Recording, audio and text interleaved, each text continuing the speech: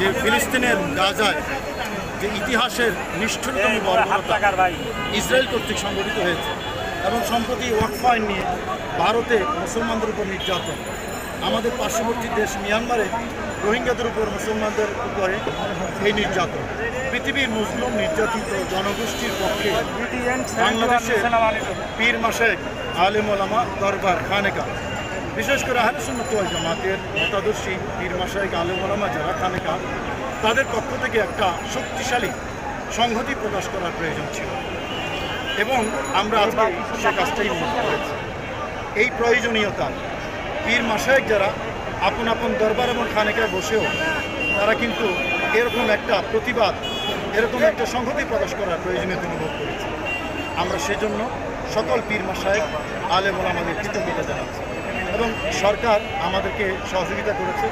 সরকারি সহযোগিতা ছাড়া এরকম বিশাল একটা আয়োজন আপনারা দেখেছেন, কত লক্ষ মানুষ আজকে ঢাকায় জড়ো হয়েছে, যেদিকে দেখছিলাম সেদিকেই মানুষ। সরকারের সহযোগিতা ছাড়া এবং আপনারা যারা মিডিয়া কর্মী আছেন আপনারা আমাদেরকে সহযোগিতা করেছেন, আমরা সবার কাছে কৃতজ্ঞতা জানাচ্ছি এবং আমরা সকল মুসলিমদের পক্ষে, সকল জালিমের বিপক্ষে, দেশি হোক বিদেশি হোক, আশা করি ভবিষ্যতেও আমাদের এই কর্মকাণ্ড অব্যাহত থাকবে। শান্তিপ্রিয় এই আন্দোলন আমরা চালিয়ে যাব।